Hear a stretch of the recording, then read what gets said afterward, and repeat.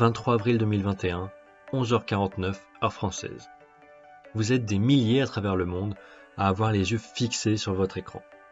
La navette Crew Dragon décolle avec à son bord Thomas Pesquet, l'astronaute français de l'Agence spatiale européenne. En route, direction la Station spatiale internationale. Mais savez-vous qu'une expérience développée par des chercheurs de Saint-Étienne va prochainement le rejoindre à bord de l'ISS? Non. Alors voici Lumina.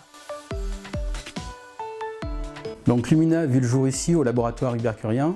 Le laboratoire est commun à l'Université Jean Monnet de Saint-Étienne, au CNRS et à l'Institut d'Optique Graduate School. Il constitue une unité mixte de recherche qui regroupe environ 250 personnes, dont 90 enseignants-chercheurs et chercheurs permanents. Il couvre un large spectre d'activités de recherche qui sont divisées au sein de 2 départements. Les travaux autour de l'expérience Lumina ont été menés par l'équipe MOPER du département optique, photonique et surface. Cette équipe comporte 5 enseignants-chercheurs permanents et une dizaine de doctorants post-doctorants. L'histoire de Lumina a commencé dès 2019 lors des discussions avec les collègues du CNES sur la future mission spatiale de Thomas Pesquet et sur l'opportunité pour le laboratoire de collaborer en montant une expérience. Nous avons eu ensuite la chance d'être sélectionnés et accompagnés par l'Agence spatiale française, le CNES, pour réaliser cette expérience au sein de l'ISS. Donc l'objectif de Lumina est de démontrer la capacité d'un dosimètre à fibre optique à détecter et à quantifier en temps réel le faible niveau de radiation présent au sein de la Station spatiale internationale. Pour cela, nous allons exploiter les propriétés d'une fibre optique spécialement optimisée. Cette fibre optique, lorsqu'elle est soumise aux radiations, va s'opacifier de manière très rapide et contrôlée. Et en mesurant de manière continue les pertes optiques et après une étape de calibration que nous ferons au CERN, le dosimètre sera alors capable de détecter et de quantifier le niveau de radiation au sein de la Station spatiale internationale. L'équipe MOPER travaille depuis de nombreuses années sur l'amélioration de la tenue aux radiations des fibres optiques et des capteurs à fibre optique. Nous avons eu de nombreux résultats avec une forte retombée applicative dans les domaines du nucléaire, du spatial, de la physique des hautes énergies ou de la fusion.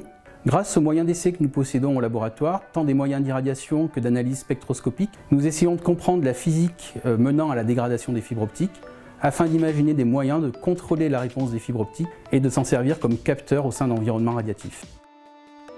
Ceci explique qu'en 2018, nous avons créé un laboratoire commun avec la société française de haute technologie XBlue qui fabrique en France des fibres optiques spéciales et notamment les fibres radiosensibles qui sont utilisées pour Lumina. Depuis 2016, et en particulier à travers une collaboration très forte avec le CERN, nous nous sommes intéressés à l'exploitation de la réponse de fibres que nous appelons radiosensibles, très sensibles aux radiations, pour en faire soit des capteurs de radiation, ou pour les fibres les plus performantes, des dosimètres qui permettent de quantifier le niveau de radiation. C'est ainsi que nous avons déployé au sein du LHC à Genève des capteurs à fibre optique ces dernières années. Donc tout naturellement que Lumina s'est créé autour des équipes du CNES avec l'UJM, XBlue et le CERN. Lumina fait partie des 12 expériences françaises qui seront opérées par Thomas Pesquet, astronaute français de l'Agence spatiale européenne, au cours de sa mission Alpha. Cette seconde mission aura une durée de 6 mois. L'ensemble de ces expériences est coordonné par le CADMOS du CNES. Le dosimètre sera installé et opéré par Thomas Pesquet au cours de l'été 2021.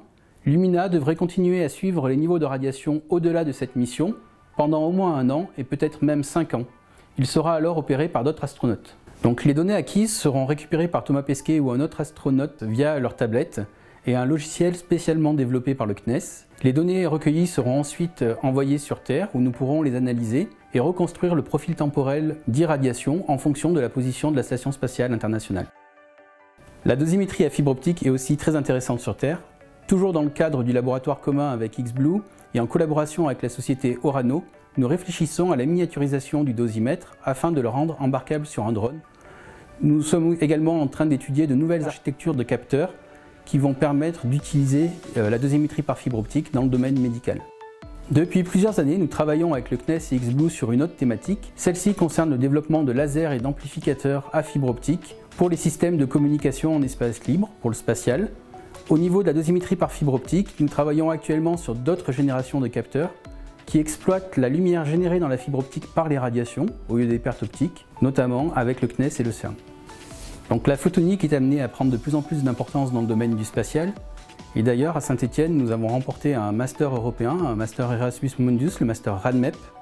Nous invitons donc les étudiants du monde entier à venir nous rejoindre à Saint-Étienne pour apprendre à travailler sur ces thématiques et travailler sur des projets comme Lumina.